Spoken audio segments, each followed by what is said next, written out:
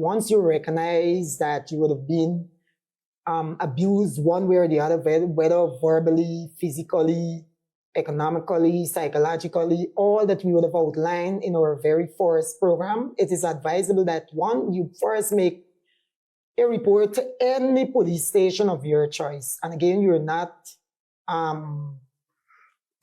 inclined to go to a station that you don't feel comfortable with, but for me, I would advise that you make a report to the station.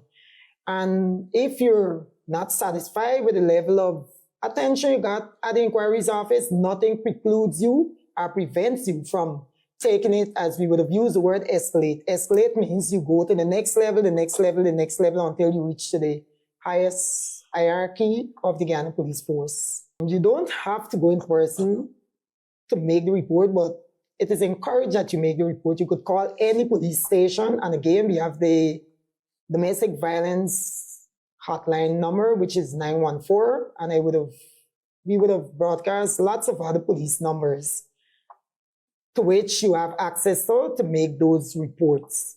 Now, after you would have made the report, that is what is known as your foundation to show proof, right? It's not that the court is not going to believe you, but it will show the cycle or the trend of the person to which you're trying to apply to secure this protection order.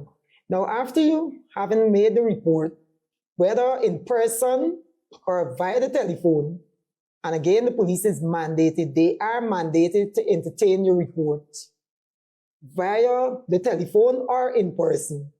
Having made that report, you can now proceed to any magistrate's court. Have a chat with either the clerk of court or any clerk of the magistrate court. Let them know you are there to apply for a protection order.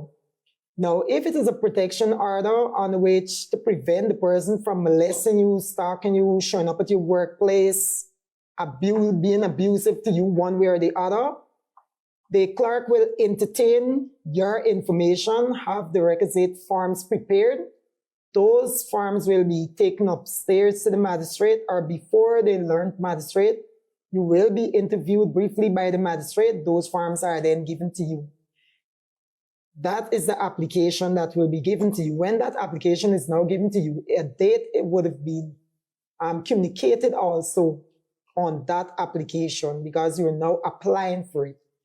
Now you have to take that back to the nearest police station to where the abuser or the suspect is residing. The police is going to accompany you to that area to have the application served on the perpetrator or the suspect. Having that, when that is concluded or that is done, the police will now endorse the copy, return it to you, and you will take it back to the court. That will show that the application for the form, the protection order, would have been properly served. So once you're suffering at the hands of an abuser, you go to the police station, and if you don't want to go to the clerk of court, a police officer under the Family Violence Act and the previous 1996 Domestic Violence Act has the authority to assist you in applying for the protection order, provided that you give them the consent to do so. Right? So the police can also apply for you, apart from the persons, the relative, the family members, the guardians, and those persons that we would have earlier highlighted. A police officer under the Act is also empowered or authorized to apply for a protection order for you.